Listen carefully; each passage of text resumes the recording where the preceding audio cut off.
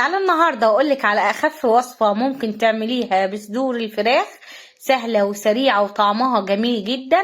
لما تجربوها بجد هتعتمدوها. فلايك وشير وصلوا على رسول الله عليه أفضل الصلاة والسلام.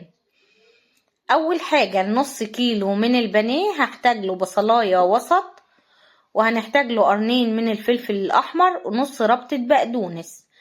هاجي هنا في كبة هبدأ أنزل بالبصلة وانزل عليها بالفلفل وهننزل عليها بالبقدونس، ودول هفرمهم كويس قوي مع بعضيهم. بعد كده بنزل بيهم هنا في مصفى، برش عليهم رشة من الملح، بسيبهم كده وببدأ اضغط عليهم ينزلوا ميتهم، وبعد كده بركنهم على جنب. والمية طبعا هركنها على جنب لاني هحتاجها. عندي هنا نص كيلو من البانيه، ببدأ انزل بيه كده في الكبة وهبدأ افرمه لحد لما يتفرم معايا تماما. بعد كده ببدأ انزل عليه بالبصل والفلفل والبقدونس، وهنزل عليه ب3 معالق كبار من البقسماط الناعم.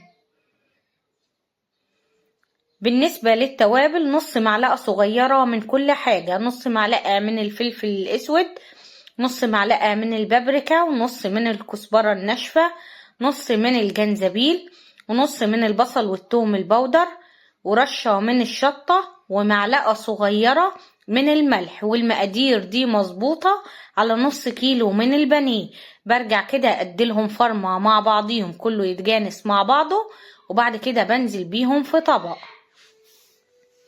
هركنهم في التلاجة ربع ساعة على بال ما اجهز الصينية. في الصينية بتاعتنا عندي هنا بطاطساية كبيرة مقطعاها شرايح رقيقة جدا، بنزل بيها وبنزل عليها بقرنين من الفلفل الأخضر. عندي طماطماية كبيرة، والخضار لو انت حابة تزودي فيه عادي، طعمه بيبقى جميل جدا. هنزل طبعا عليهم بنص معلقة من الملح، ورشة من الفلفل، ورشة من الكزبرة الناشفة، و3 معالق كبار من الزيت، ورقتين من الورق اللورا، ودول بقلبهم كده مع بعض. وببدأ اسوي البطاطس طبعا في أرضية الصينية وعليها الخضار. بالنسبة للمية بتاعت البصل والبقدونس والفلفل، نزلت برشة من الفلفل الأسود، ورشة من البابريكا، ومعلقتين من الزيت، وعصير نص ليمونة صغيرة، ومعلقة صغيرة من معجون الطماطم أو الصلصة. وببدأ دول أقلبهم مع بعض كويس قوي. بعد كده بدهن إيدي منهم، وابدأ اخد حتة من الكفتة اللي احنا عملناها، كفتة الفراخ، وابدأ بالطريقة دي اسمغها على ايدي واعملها دايرة واضغط عليها تديني شكل القرص. برجع اكرر نفس الخطوات لحد لما بخلص طبعا عجينة الكفتة.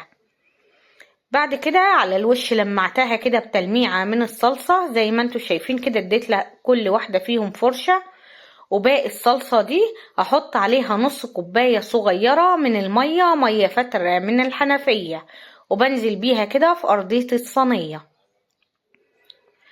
طبعا دلوقتي فرن البوتاجاز شغال على اعلى درجة حرارة سخن جدا. بدخل الصينية الاول على الارضية وبسيبها لحد لما بتغلي معايا. بعد كده على طول برفعها على الرف الوسطاني واسيب النار على اعلى درجة حرارة من تحت لحد لما الخضار والكفتة بيستووا معايا.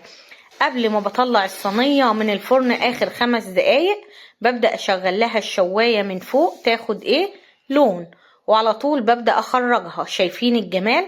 حاجة تفتح النفس على الاكل. مقاديرها مظبوطة، طعمها حلو قوي، طريقتها سهلة جدا وبسيطة. اتمنى بجد تجربوها.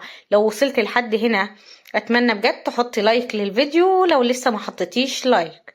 بتتاكل سندوتشات، ينفع تعمليها جنب مكرونة، ينفع تعملي جنبها رز بالشعرية وحبة بطاطس محمرة زي ما انتوا حابين. اتمنى بجد تجربوا وصفة النهاردة وتقولولي على رأيكم فيها.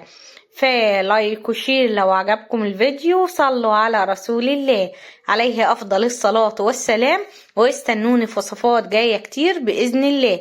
اشوفكم على خير في وصفة جديدة، ودمتم في امان الله.